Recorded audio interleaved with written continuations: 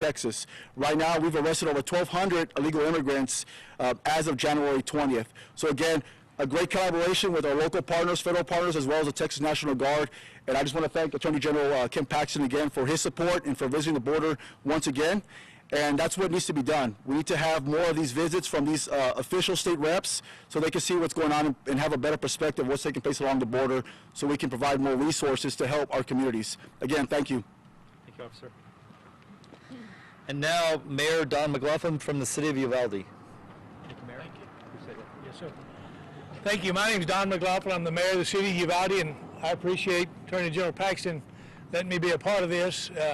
I had the privilege the last couple of days to spend with Attorney General Paxton and his staff.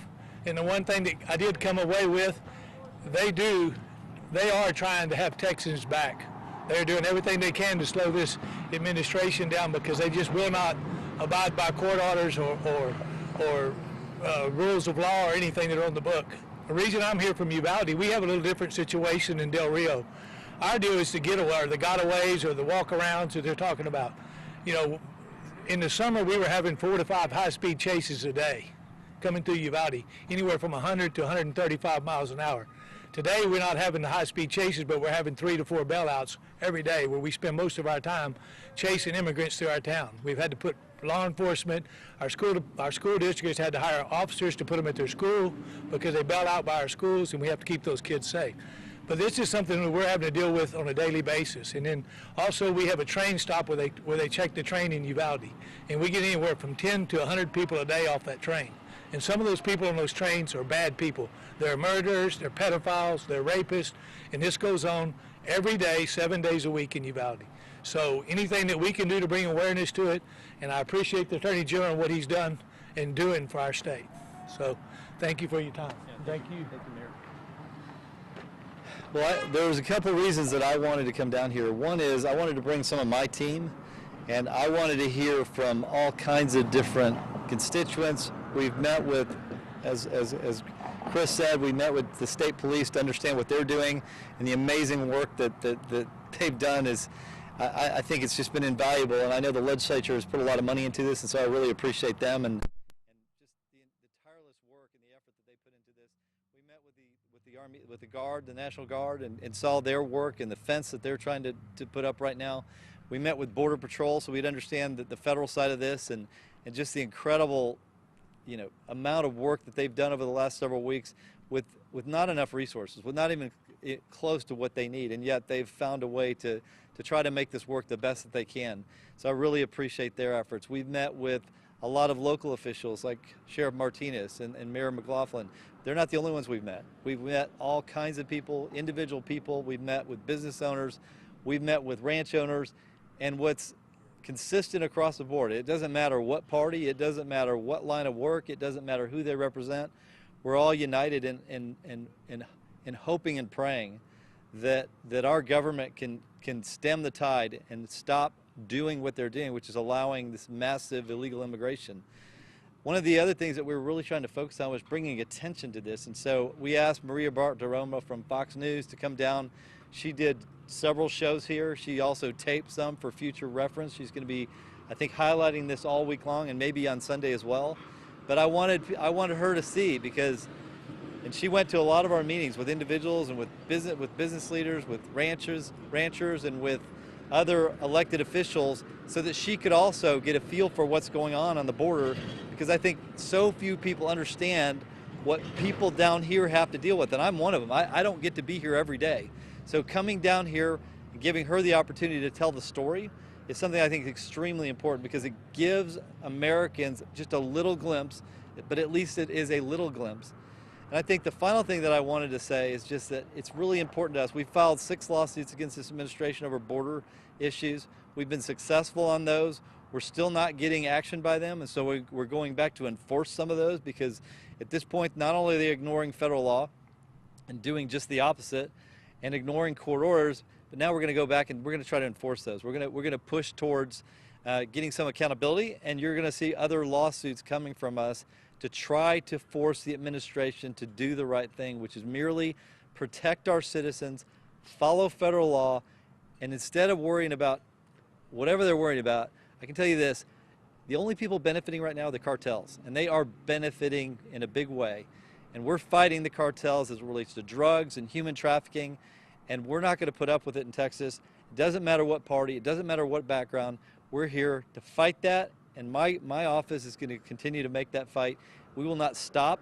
We will fight them until they get this right, because it impacts lives of everyday citizens, not just in Texas, but all over the nation. And as time goes on, and as you see the fentanyl trade growing, and as you see human trafficking growing, it's going to affect the entire nation as very bad consequences occur, including with COVID. So at that point, I'll just open it up. I'm here for a couple of questions. And Alejandro, I don't know if you want to add anything. He's my communications director. You have anything else to add? We'll take a few questions for General Paxton. Or actually anybody else up here. Sure. So I'm Malin with I'm a Swedish U.S. correspondent, and so I'm wondering. So two questions. So one of them, like, do you know how many people are seeking asylum, and how many are just crossing the border without seeking asylum? So that's a very good question. She asked whether. It's hard to tell. Yeah, so the federal government knows that, but they don't tell us. They don't tell us much of anything. They don't tell us who's seeking asylum, who's not seeking asylum. They don't tell us where these people are going. They don't tell us who's being sent back. They don't tell us who's staying. So we're at a loss because there's not a lot of shared information. There's not transparency, which is one of our complaints. We'd love to know this. And by the way, you know, the DPS and TDJC are actually doing some of the testing for COVID. I don't think the feds are doing that. We're not testing these people. We're not vaccinating, and so it's a big concern health-wise as they deal with COVID. Do you have your own estimates? You know, I don't. I'd be just making up a number. All I can tell you is what Border Patrol told me is that they had more apprehensions this last year than they've had over the combined last 9 years in this sector. So that's a pretty significant increase for this area and for the entire border. So I know that there's obviously a lot of those are asylum seekers, because that's been the way that people have loopholed into this country. They seek asylum and they disappear and they don't show up for their hearings. That's not the way the law is supposed to work. They're supposed to be sent back to Mexico or be held in detention. And that's one of the things that we have sued the Biden administration over and been successful. They just refuse to enforce it. Thank you. And my other question is, do you know how many landowners who have escaped from their properties along the border? I don't know that either. I just know that I hear stories. I know that a property that we drove by across from another landowner that we met with, that they were selling their property because they no longer feel safe. But that's also, even if they're selling their property, I mean, property values go down because people are afraid and they're not willing to pay for a property where they feel like they're at risk of either property damage or personal harm. Thank you. Sure. Question over here. Yes, Manuel Rodriguez will talk about it live on the Commission this morning, General. And our Border Patrol agents and Customs agents overall, the mandate for vaccines started actually yesterday. But then they have until November 22nd. We're looking at maybe termination for a lot of these agents and officers. Is there anything that is on your table to help these agents and federal civilian workers? Well, Manny, thank you for that question. We're extremely concerned about the vaccine mandates from the federal government. We've fought them off in this state as it relates to government officials forcing mandates on people. We're hoping the legislature, and it looks like the governor just added this to the call, will pass legislation to protect employees of businesses in Texas. And my office is trying to figure out any way possible that we can help these federal workers, these border agents, these contractors, because if we lose them, we lose more security for our country. We lose the very people that best know how to protect us. And you know, I just want people to know we're behind them. We're behind the border agents. We're behind these people that are working with the federal government that are trying to protect our border. And we're going to try to do everything we can to protect them. We'll take one last question. Anybody have anything? All right. Hey, thank you all for coming out here. I really appreciate it. Especially all the way from Sweden, if you really came from that far. Thank you all very much.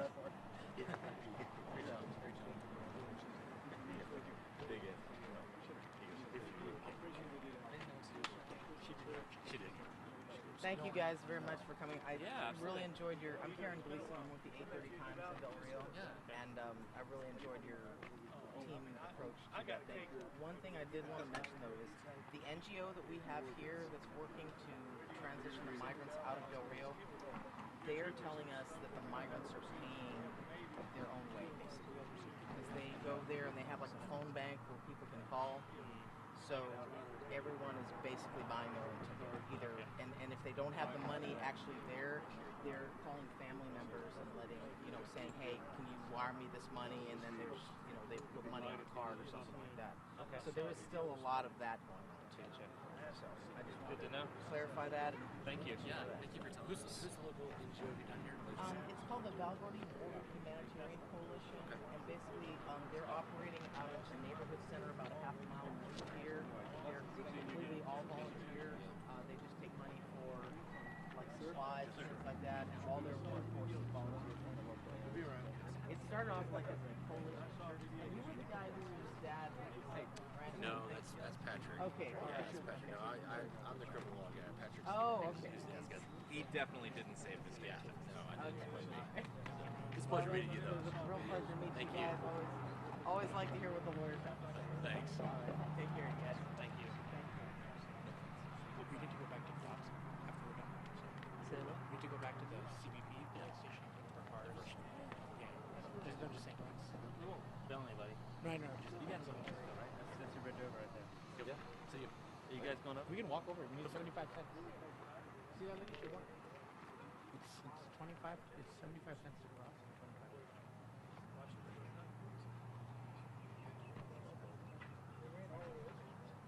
Did you vet it properly? They might need to be guided down. Gotcha. No, they might have guns. What? Look, our security's nowhere near it. We have no security.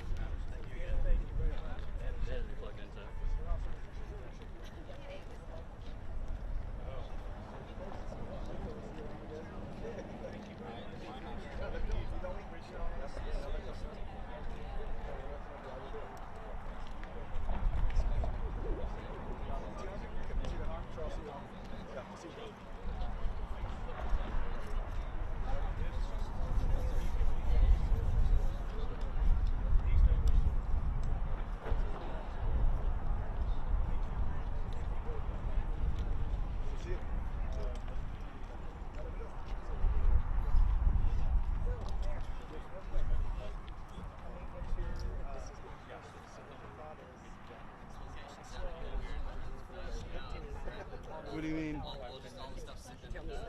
Oh yeah. It's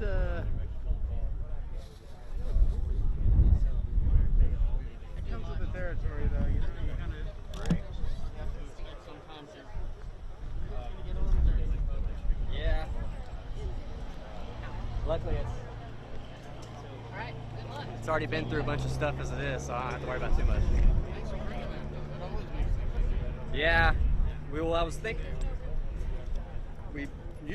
I was like, well, I wonder if we should have like speakers. Like, I'll just bring the mobile box because trying to hear the speakers over cars. And once they told me the location, I was like, yeah, let's.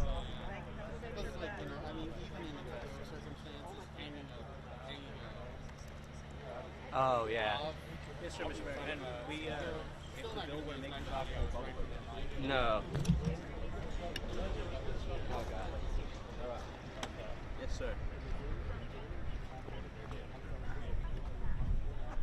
I mean to be getting you rowdy.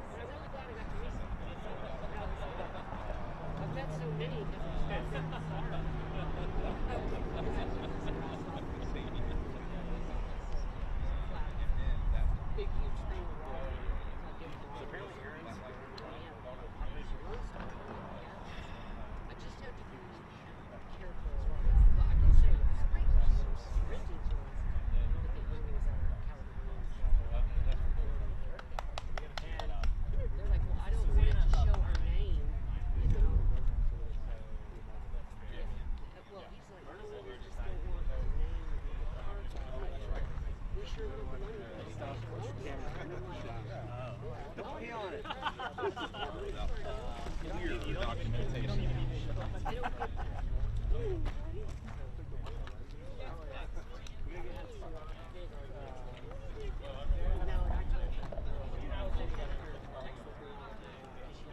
What if I just did the press conference and I was like,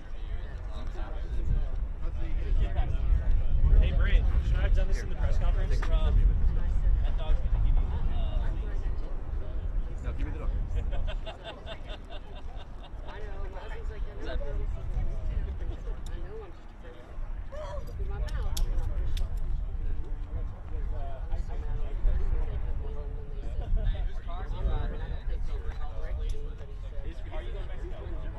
The White House administration oh no, let's get one thing straight. That is not. I gotta do portion of it. I'm game with you. It's chest up.